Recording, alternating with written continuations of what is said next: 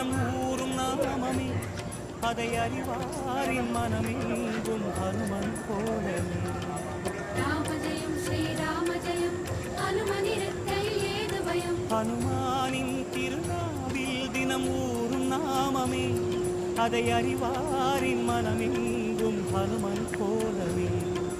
நன்மை வந்து சேரும் நமக்கு நாளும் வந்து சேரும்.